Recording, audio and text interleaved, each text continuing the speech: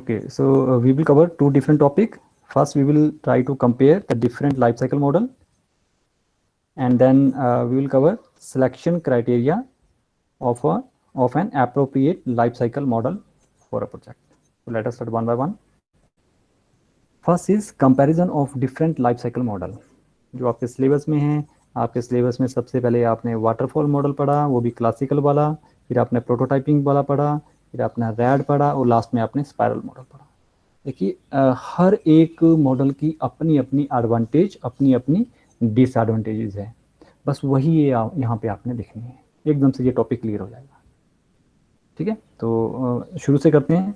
First is classical waterfall model. इसमें मैंने आपको क्या बताया था, क्लासिकल वाटरफॉल मॉडल में क्या होता है, एक बार पानी ऊपर से गिर गया आप वापिस नहीं जा सकते। तो ये बेसिक मॉडल है। फर्स्ट थिंग, सभी मॉडल इससे निकल के आए हैं। All the other model are its extension. इसमें जितने भी फेजेस हैं उसको आगे पीछे करके बाकी मॉडल काम करते हैं, या कुछ एक और एक्स्ट्रा चीज़ें डाल के काम करते हैं। यानी कि हम कैसे लिख सकते हैं, all other models are its extensions. ठीक है, this model can not be used in practical development of projects.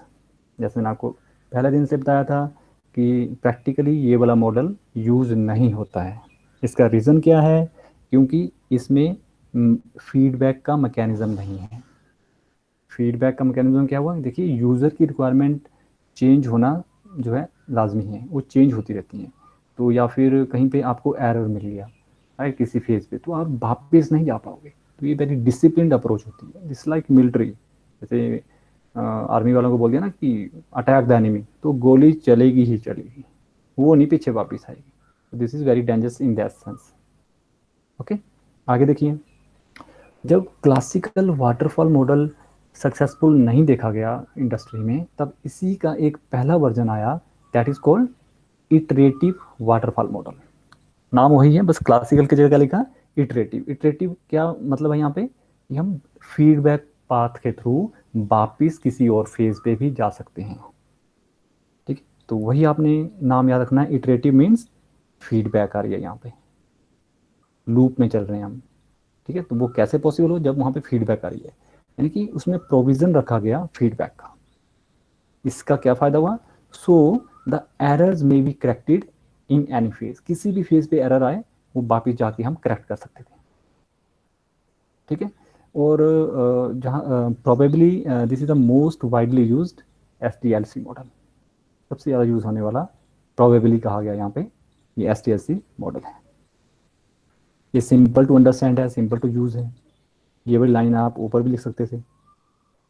ठीक है, हाउएवर ये कहाँ पे फेल होता है, इटरेटिव वाटरफॉल मॉडल ये फेल होगा, एंड दिस इज ओनली, ये तभी सुटेबल है, उन प्रोजेक्ट्स के लिए सुटेबल है जहाँ पे आपको आपने वेल अंडरस्टूड कर लिया है सारा का सारा प्रोजेक्ट, और वहाँ पे किसी भी तरह का रिस्क नहीं है। उस रिस्क से कोई फर्क नहीं पड़ने वाला है। इसमें रिस्क का कॉन्सेप्ट आ जाता है यहाँ पे, अगर रिस्क है तो ये वाला भी फेल हो जाएगा। शुरू से चलिए, क्लासिकल वाटरफॉल मॉडल कहाँ पे फेल हो रहा था, क्योंकि इसमें फीडबैक का प्रोविज़न नहीं था। अब फीडबैक का प्रोविज़न इसमें डाल दिए क्या, अब ये वाला कहाँ पे फेल हो रहा है, क्योंकि इसमें रिस्क मैनेजमेंट नहीं है। तो ये वाला इटरेटिव वाटरफॉल मॉडल कहाँ पे सक्सेसफुल है, जहाँ पे रिस्क से कोई दिक्कत नहीं आने वाली है। अगर रिस्क से कोई दिक्कत आने वाली है तब आप इस मॉडल पे काम नहीं करोगे। ठीक है, हम किस पे जाएंगे, प्रोटोटाइपिंग मॉडल पे। प्रोटोटाइपिंग मॉडल में क्या है, it is suitable where problem is not well understood. Not लिखा गया यहाँ पे, जब आपको प्रॉब्लम अच्छी तरह से समझ में नहीं आई हुई है, आपने हाँ कर दिया कि हाँ मैं आपका सॉफ्टवेयर बना दूंगी या बना दूंगा, आपकी वेबसाइट ही तैयार कर लेंगे हम, कोई बात नहीं, आप दो पैसे दो, अगर उस तरह का सिनेरियो है then you have to use prototyping model. यानी कि आपने प्रॉब्लम समझी ही नहीं पूरी तरह से, या आपको समझ ही नहीं आई और आपने रिस्क को आइडेंटिफाई नहीं किया, तब आप इसको यूज करोगे। ठीक है, हाँ, लेकिन रिस्क की जब बात आती है तो रिस्क आपको पता होना चाहिए बिफोर द प्रोजेक्ट स्टार्ट। हाँ, ये इसमें एक दिक्कत रहती है। हाँ यस, ये मैं थोड़ा यहाँ पे गलत बता गया आपको। तो कैसे आप कहेंगे प्रोटोटाइपिंग मॉडल में, पहली बात, it is suitable where problem is not well understood. जब आपको प्रॉब्लम अच्छे से समझ नहीं आई हुई है, उस वाली जगह वहाँ पे उस सिचुएशन में आप प्रोटोटाइपिंग मॉडल को यूज़ करोगे। और एंड ऑल द रिस्क, जितने भी रिस्क हैं, कैन बी आइडेंटिफाई किए जा सकते हैं before the project start. Project के शुरू होने से पहले ही सारे के सारे रिस्क आपको पता होने चाहिए। ये वाला रिस्क भी हो सकता है, ये भी आ सकती है, ये प्रॉब्लम भी आ सकती है, ये प्रॉब्लम भी आ सकती है। वो आपको प्रोजेक्ट स्टार्ट होने से पहले ही आइडेंटिफाई करने होंगे। अगर आप कर सकते हो then you can go for prototyping model. ये मॉडल कहाँ पे पॉपुलर है? ये मॉडल पॉपुलर होता है जीयूआई बनाने के लिए। देखिए, जब भी कोई बड़ा सॉफ्टवेयर बनता है या कोई सॉफ्टवेयर डेवलप होता है तो उसका ग्राफिकल यूज़र इंटरफेस, यानी कि यूज़र के लिए जो इंटरफेस रखा जाता है उसको डिज़ाइन करने के लिए, जीयूआई पार्ट या इंटरफेस पार्ट को डिज़ाइन करने के लिए हम प्रोटोटाइपिंग मॉडल की हेल्प लेते हैं। ठीक है, यूजर को कैसा दिखेगा वो सॉफ्टवेयर, उसका आइकन कौन कौन से होंगे, राइट क्लिक करने से क्या होगा, लेफ्ट क्लिक करने से क्या होगा, कौन कौन से मेनू होंगे, ये सारा हम प्रोटोटाइपिंग मॉडल से डिज़ाइन करते हैं। जीयूआई हमेशा याद रखो, prototyping model means GUI development. पूरा सॉफ्टवेयर आपका जीयूआई पे बेस नहीं होता है, और भी बैकग्राउंड में जो चीज़ें होती हैं वो हम जनरली प्रोटोटाइपिंग मॉडल से नहीं करते हैं, वो किसी और मॉडल से करते हैं। प्रोटोटाइपिंग मॉडल के बाद we will talk about spiral model. We will skip the RAD model. RAD model को आप स्किप कर सकते हैं, वो ज़्यादा उतना ये नहीं है, इफेक्टिव नहीं है। ठीक है, स्पाइरल मॉडल में आप क्या लिखोगे? सबसे इंपॉर्टेंट फीचर स्पाइरल मॉडल की क्या है कि it can handle unforeseen risk.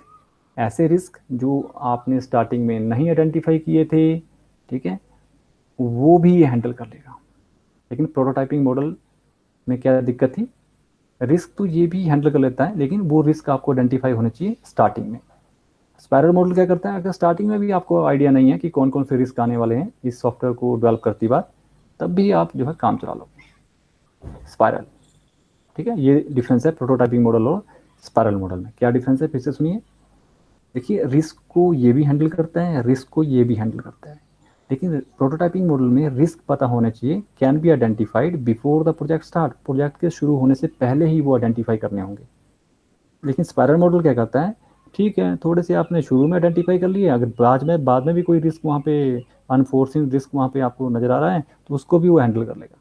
कैसे? एक और फेज़ हम चलाएंगे, एक और लूप वहाँ पे चलाएंगे।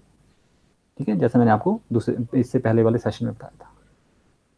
So this model is suitable for development of technically challenging and large software. एक ऐसा सॉफ्टवेयर जो बहुत बड़ा है और बहुत ही उसमें टेक्निकली चैलेंजेस हैं, उस तरह के सॉफ्टवेयर को डेवलप करने के लिए वी यूज स्पाइरल मॉडल। क्यों? क्योंकि ये इस तरह के जो सॉफ्टवेयर होते हैं they are prone to several kind of risk. बहुत सारा रिस्क होता है उसमें, और वो that are difficult to known at the start of the project. तो बिगिनिंग में आपको पता नहीं लगते रिस्क, ठीक है, उनको भी ये हैंडल कर लेता है। ये इसकी मेजर जो है एडवांटेज है, स्ट्रेंथ है। हाउएवर इसकी ड्रॉबैक क्या है? This model is much more complex than other model. बस ये है इसमें दिक्कत, ये कॉम्प्लेक्स है ज़्यादा। बस इतना आपने करना है। तो ये आपका फर्स्ट टॉपिक हो गया। इसमें हमने क्या किया, we try to compare the different life cycle models.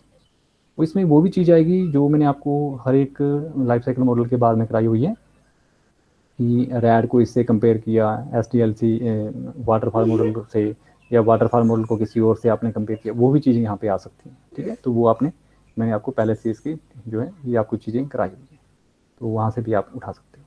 Second जो टॉपिक आता है, ठीक है, आपकी एक सॉफ्टवेयर कंपनी है, ठीक है, या आप थोड़ा मोटा सॉफ्टवेयर डेवलप करते हो, ठीक है, तो आपके पास कोई कस्टमर आया कि हाँ हमारे लिए ये वाला सॉफ्टवेयर बनाइए, तो आप कौन सा लाइफ साइकिल मॉडल सेलेक्ट करोगे? What is the criteria?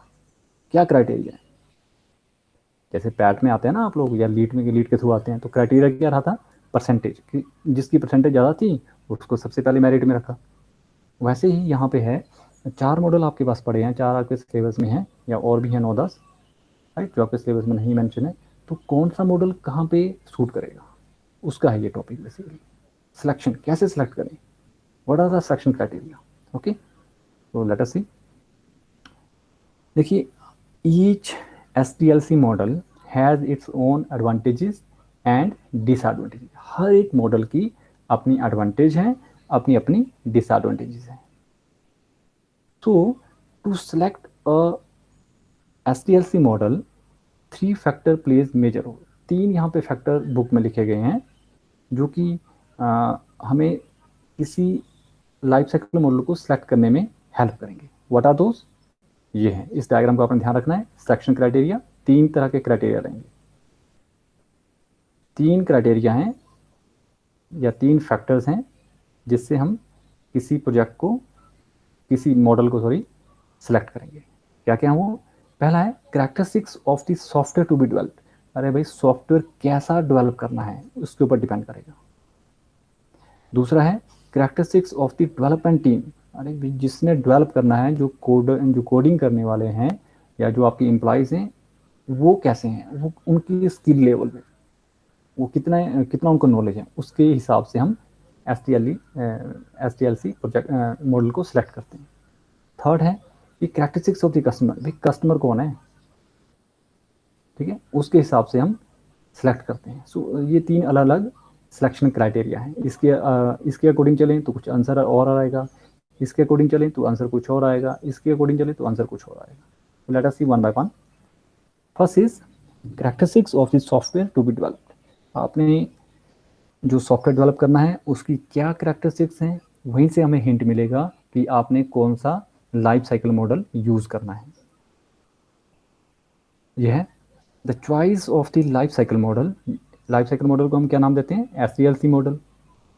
किसके ऊपर डिपेंड करता है? Largely depends on the nature of the software to be develop. किस तरह का सॉफ्टवेयर आपने डेवलप करना है उसके ऊपर बहुत ज़्यादा डिपेंड करता है। फॉर एग्जाम्पल, अगर तो आपका प्रोजेक्ट सर्विस प्रोजेक्ट है, वो भी बहुत ही छोटा सा सर्विस देने वाला कोई प्रोजेक्ट है, तो अजाइल मॉडल यूज़ किया जाता है। ये आपके सिलेबस में नहीं है। अजाइल एक मॉडल रहता है जो स्पाइरल मॉडल के बाद उसे जनरली स्टडी करते हैं। जस्ट इसका नाम याद रखिए, ठीक है। इस टॉपिक में आपको कुछ एक नाम भी याद रखने पड़ेंगे जो आपके सिलेबस में नहीं है, ठीक है। अगर छोटा प्रोजेक्ट है और सर्विस प्रोजेक्ट है तो अजाइल मॉडल यहाँ पे यूज़ होता है। अगर product and embedded software development का आपका प्रोजेक्ट है, प्रोडक्ट डेवलपमेंट क्या हुई, जैसे कोई कंपनी है वो कोई प्रोडक्ट बनाती है, जैसे माइक्रोसॉफ्ट ने माइक्रोसॉफ्ट ऑफिस बनाया, एक प्रोडक्ट है वो पूरा। या फिर दूसरा क्या है? And embedded software development. Embedded क्या होता है? जैसे मोबाइल फ़ोन पे चलने वाले सॉफ्टवेयर, ऐप्स डालते हैं ना आप गूगल प्ले स्टोर में जाके, ठीक है, तो वो हुए एग्जाम्पल हुआ एम्बेडेड सॉफ्टवेयर डेवलपमेंट का। अगर इस तरह का सॉफ्टवेयर आपने डेवलप करना है, या तो वो एम्बेडेड सॉफ्टवेयर है या फिर किसी मतलब कोई प्रोडक्ट है जो हर साल बनता है, ठीक है, बनाते आ रहे हो आप काफ़ी साल से, तो इटरेटिव वाटरफॉल मॉडल बेस्ट माना गया है। थर्ड, अगर आपका जो प्रोजेक्ट है ऑब्जेक्ट ओरिएंटेड बेस्ड है तो एवोल्यूशनरी मॉडल आपका यहाँ पे यूज़ होगा। ये भी आपके सिलेबस में नहीं है, जस्ट नाम आपको याद रखना होगा, बस इतना इतना रखना है इसमें। ये हो गया आपका पहला कि अगर आपने सॉफ्टवेयर के बेस पे जानना कि किस तरह का सॉफ्टवेयर डेवलप करना है तो उसी तरह के वहाँ पे मॉडल भी अवेलेबल हैं, ठीक है। अब दूसरा देखिए, दूसरा है कि डेवलपमेंट टीम के ऊपर भी डिपेंड करता है। आपकी ये कंपनी है, वहाँ पे 100 एम्प्लॉयज़ हैं, उनको उनकी स्किल पे डिपेंड करेगा। अगर वो काफ़ी एक्सपीरियंस पर्सन है, 20-30 साल हो गए सभी को सॉफ्टवेयर डेवलपमेंट पे, तो नेचुरली वो बहुत अच्छा काम करेंगे, बहुत अच्छे अच्छे सॉफ्टवेयर वो डिज़ाइन कर सकते हैं, एक्सपीरियंस है उनको। लेकिन दूसरी तरफ आपने फ्रेश बीटेक की हुई है, 4-5 आप लोग दोस्त हैं या डिप्लोमा किए हैं और चंडीगढ़ में छोटी सी एक आपने वहाँ पे एक कमरा लेके कंपनी शुरू कर दी। यू आर नो वाइज, आपको एक्सपीरियंस नहीं है। इसका मतलब ये नहीं कि आप सॉफ्टवेयर नहीं डेवलप कर सकते, यू कैन डेवलप सॉफ्टवेयर, लेकिन वहाँ पे मॉडल आपका कौन सा रहेगा वो अलग हो जाएगा। तो उसके बारे में ये देखिए, यानी कि स्किल लेवल की ये बात कर रहा है। The skill level of the team members is an important factor. जो आपकी टीम में जो मेंबर्स होंगे उसकी स्किल के ऊपर बहुत ज़्यादा डिपेंड करता है कि कौन सा SDLC मॉडल आपने यूज़ करना है। फॉर एग्जांपल, जैसे मैंने आपको बताया, if the development team is experienced, अगर बहुत ज़्यादा एक्सपीरियंस है आपकी टीम को in developing similar software, similar तरह के, जैसे एक स्कूल के लिए आप सॉफ्टवेयर बनाया हुआ है आपने, मान लीजिए सिमिलर सॉफ्टवेयर, वैसा ही सॉफ्टवेयर आपने किसी और के लिए बनाना हुआ है, ठीक है, ठीक है। या इवन एम्बेडेड सॉफ्टवेयर की यहाँ पे बात होती है जो कि काफ़ी टफ माना गया है बनाना, कॉम्प्लेक्स माना गया है, can be developed using an iterative waterfall model. कहने का क्या मतलब है, वाटरफॉल मॉडल घुमा फिरा के फिर से आएगा। ये कब कौन यूज़ करेगा? अगर आपको अच्छा एक्सपीरियंस है, आपकी टीम को अच्छा स्किल लेवल है उनका, ठीक है, तो iterative waterfall model is the best one. ठीक है, अगर जैसा मैंने आपको एग्जांपल दिया, आपने फ्रेश डिप्लोमा किया, 2-4 दोस्तों ने इकट्ठे होकर एक कंपनी खोल दी और सॉफ्टवेयर डेवलपमेंट या वेबसाइट बनाना शुरू कर दी, और आपको कोई प्रोजेक्ट आया हुआ है जिसमें मान लीजिए वेबसाइट बनानी है कोई, तो आप कौन सा मॉडल चूज करोगे? If the development team is novice. Novice क्या होता है? नोवाइस हुआ मतलब ज़्यादा एक्सपीरियंस नहीं है, ठीक है, मतलब फ्रेश ही है बिल्कुल, और ज़्यादा अभी मतलब ना एक्सपीरियंस भी नहीं है, तो उस वाले केस की ये बात करता है। ठीक है, if the development team is this just 1 minute है, यस, हाँ ठीक है, ओके। तो अगर तो एक्सपीरियंस है काफ़ी अच्छा, तब तो आप इटरेटिव वाटरफॉल मॉडल से कोई भी सॉफ्टवेयर डिज़ाइन कर लोगे, चाहे वो कॉम्प्लेक्स से कॉम्प्लेक्स क्यों ना हो। लेकिन आपकी डेवलपमेंट टीम को ज़्यादा एक्सपीरियंस नहीं है, तो सिंपल से सिंपल सॉफ्टवेयर जिसे हम बोलते हैं डाटा प्रोसेसिंग एप्लीकेशन, तो वो बनाना भी बहुत टफ होता है। तो इसलिए आपको प्रोटोटाइपिंग मॉडल की वहाँ पे हेल्प लेनी होगी। समझा रही बात? देखिए, आपकी टीम अगर बहुत एक्सपीरियंस है, तब टफ से टफ सॉफ्टवेयर बनाना हो, तब हम इटरेटिव वाटरफॉल मॉडल से बना सकते हैं। इससे उल्टा अगर आपकी टीम को एक्सपीरियंस नहीं है, नो सीखी हैं सारे, अभी ज़्यादा एक्सपीरियंस नहीं है, ठीक है, स्किल लेवल भी उतना अच्छा नहीं है, तो सिंपल से सिंपल सॉफ्टवेयर जो होता है वो डाटा प्रोसेसिंग एप्लीकेशन जिसको हम नाम देते हैं, अगर वो डेवलप करना है तो आपको प्रोटोटाइपिंग मॉडल वहाँ पे लगाना होगा, ये कह रहा है। Third third is characteristics of the customer. ये कस्टमर के ऊपर भी डिपेंड करता है भाई, कौन है कस्टमर, ठीक है, जिसके लिए आप सॉफ्टवेयर डेवलप करने वाले हैं। अब देखिए, अगर तो कस्टमर फैमिलियर नहीं है कंप्यूटर के साथ, उसको कंप्यूटर का कोई आइडिया नहीं, और उसके बाद पैसे ही पैसे हैं, मान लो एक सेब के बगीचे वाला है, वो आ गया और आपके पास आ गया, लो जी एक पेटी सेब की और एक पेटी नोटों की, और मेरे लिए ये सॉफ्टवेयर बना दो, तो आपने उसको भांप लिया, ठीक है, कि इसको कंप्यूटर का नॉलेज नहीं है, ठीक है। तो आप कौन सा मॉडल चूज़ करोगे? मॉडल आप चूज़ करोगे प्रोटोटाइपिंग मॉडल। क्यों? क्योंकि जो जिनको कंप्यूटर का आइडिया नहीं है, सॉफ्टवेयर का आइडिया नहीं है, उनकी रिक्वायरमेंट चेंज होती रहेगी।